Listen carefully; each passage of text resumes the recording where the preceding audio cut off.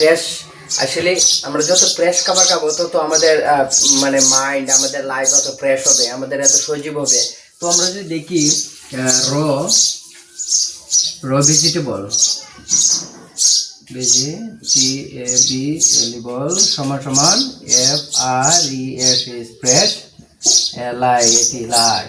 তো আমরা যদি কাঁচা সবজি খাই বা সবজি খাই, এটা সত্যগুণের আহার, সত্যগুণের খাদ্য। এই খাবারটা যদি খাই তখন আমাদের লাইফটা কি হবে? সতেজ সতেজ লাইফ হবে, সতেজ জীবন হবে, রোগমুক্ত জীবন হবে, সুন্দর জীবন হবে, স্বাচ্ছন্দ্য বোধ হবে।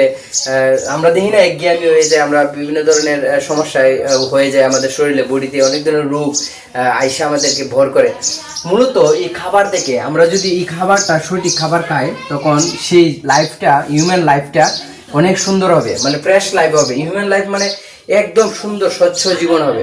তো এখানে খাবারটা থেকে এটা মূলত হয়। তো আমরা যদি আবার যদি ফ্রেশ খাই, ফুড, ফ্রেশ ফ্রুট ফুড তখন খাই, তখন আমরা কিন্তু লাইফটা অনেক সুন্দর হবে। এই লাইফটা অনেক সুন্দর হবে যখন এই ফুড। মূলত আমাদের দেহের জন্য কাঁচা খাবার খুব যথাযথ। ফলমূল যদি আমরা খাই, এই যে ফল, ফ্রেশ ফল আবার আজে বাজে ফল না। যেমন ফল কিনলাম 6 মাস পরে এটা খাইলাম। আমরা দেখলাম আমার কলেজে আমার টিচারে একটা ফল দিছিল, প্রায় 32 দিন পরে এই ফলটা যেরকম আছে সেরকম একটু ফুট হয়েছে। এটার মধ্যে অবশ্যই কেমিক্যাল দেওয়া, ফরমালিন দেওয়া ছিল, মানে মালটা ছিল, এটা মালটা দিছিল। আমার মনে নেই, খেতে আমি থুয়ে দিয়েছিলাম।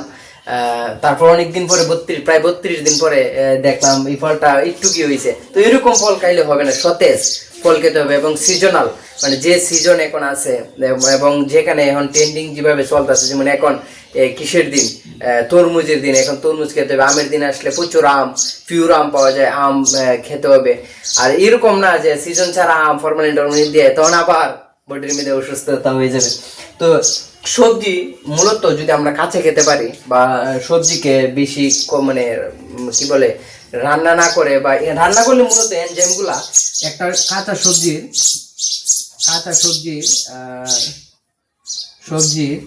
প্রায় 60% নষ্ট হয়ে যায়। কি হয়? রান্না করলে এনজাইমগুলো নষ্ট হয়ে যায়, মৃত হয়ে যায়। তো মৃত যে এনজাইমগুলাকে পূর্ণ গঠন করতে শরীরের অনেক শক্তির দরকার। তো সেই ক্ষেত্রে 40% এনজাইম কিন্তু থাকে। আর যদি আমরা এই এটাকে যদি কাঁচা খাই, কাঁচা যেমন শসা, গাজর, তারপর আরো যে কাঁচা গুলো আছে সালাদ হিসেবে ব্যবহার করে খাই, বিট গুলো আছে, অনেক ধরনের কাঁচা সবজি আছে যেগুলো আমরা খেতে পারি। আর অনেকগুলো পটল, বেগুন, কুমড়া এইসব জিনিস কিন্তু কাঁচা আমরা খেতে পারি না, বা আমিও খেতে পারি না। কিন্তু যতটুকু সম্ভব কাঁচা যদি আমাদের ভিতরে ঢুকাইতে পারি তখন আমাদের এনজাইম গুলো সত্যি থাকবে। দেখেন 100% এনজাইম দিকে 100 কি বলে মানে 100 দিকে 100% এনজাইম কিন্তু যখন কাঁচা খাবো, যখন একটা কমলা অরেঞ্জ যদি আমরা একটা খাই, তখন এটা কিন্তু রান্না যদি না করে খাই বা অন্য কিছু করে যদি না করে খাই, তাহলে 100% এনজাইম থেকে 100% এনজাইমে আমাদের ভিতরে রয়ে গেল বা থাকবে। আবার যদি শসা দেখি, শসা যদি রান্না না করে খাই, তো শসার এনজাইমগুলো কিন্তু মৃত হয় না। কড়াইয়ের মধ্যে আগুনের হিট যখন লাগে এনজাইমগুলো মানে দ্রুত গতিতে মারা যায়। ঠিক আছে? তো এটি মূলত সত্যগুণের আহার। আমাদের শাস্ত্রে অবশ্যই জানে সত্যগুণের আছে সত্যগুণের আহার আছে, রজগুণের আহার আছে, তমগুণের আহার আছে, মানে কোনটা খেলে কি হয়। কিন্তু মূলত আমাদের শরীর, এই প্রকৃতি, ভগবান যে আমাদেরকে বানিয়েছে, মূলত এই বডিটাকে, এই জীবকে তৈরি যে করছে, এটা মূলত কি বলে সবজি, আহার, ফলমূল, সত্যগুণের খাবার খাওয়ার জন্য। এটা তমগুণ, রজগুণ খাবারের জন্য না। সেটা আমাদের খাবার নয়, কিন্তু সেটা আমাদের ভিতরে ঢুকাচ্ছে। ঠিক আছে?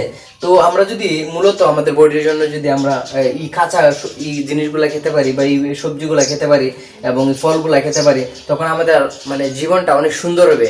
কিভাবে সুন্দর হবে? রোগ মুক্ত থাকবে।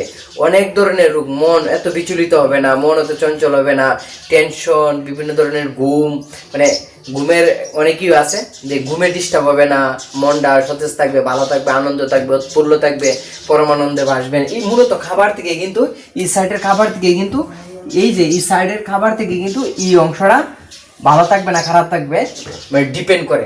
ঠিক আছে? 1 দিন 2 দিন 3 দিন যদি আপনি তমগুণের খাবার খান, রজগুণের খাবার খান, তখন একদিন মন বিকৃত হয়ে তমগুণের যে খাবারটা খেলে কিরকম আচার আচরণ হয়, কিরকম তার জীবনযাত্রা হয়, সেরকমের দিকে ধাবিত হবেন। ঠিক আছে? রজগুণের খাবার খেলে সেই রকম পর্যায়ে আপনার মন, আপনার বুদ্ধি, আপনার সবকিছু বডি সুদ্ধা এরকম হবে। তো ভালো উদাহরণ আমরা আরেকটা দেখতে পারি, আপনারা যদি এটা ট্রাই করে দেখতে পারেন বা আপনি চিন্তা করে দেখতে পারেন, আমরা যখন কোনো আত্মীয় স্বজন রিলেটিভ হসপিটালে ভর্তি হয়, হেডবিট নেই বা মানে অসুস্থ থাকে, তখন তাকে কিন্তু আমরা মটন দিই না বা বার্গার দিই না বা আমরা যে মাছ মাংস কিন্তু দিই না।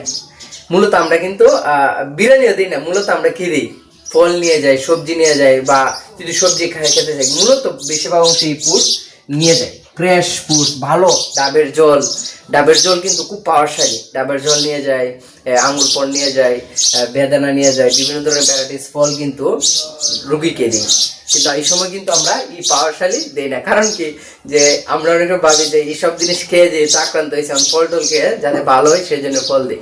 তো এটা আপনারা বাস্তবিক জীবনে প্রয়োগ করে দেখেন, আপনাদের জীবনের সাথে প্রয়োগ করে দেখেন। এটা এরকম না যে শাস্ত্র দিছে মানতে হবে, শাস্ত্রে কি বলছে, শাস্ত্রে কি দিচ্ছে আপনার জীবনে অ্যাপ্লাই করেন, আপনার জীবনে অ্যাপ্লাই করে যদি উপকার পান করেন, ঠিক আছে, ফলকে দেখেন আপনার বডিতে অন্যরকম ভাবে কাজ করবে। আপনার যে হিউম্যান বডিটা আছে, হিউম্যান বডিটা আছে, এই যে এই বডিটা মানে অন্যরকম কাজ করবে, ঠিক আছে, এক অসাধারণ কাজ করবে। অনেক আপনার 60-70% রোগ একবারই চলে যাবে যদি এই আহারে এই খাদ্য অভ্যাসের ভিতরে আসে, ঠিক আছে।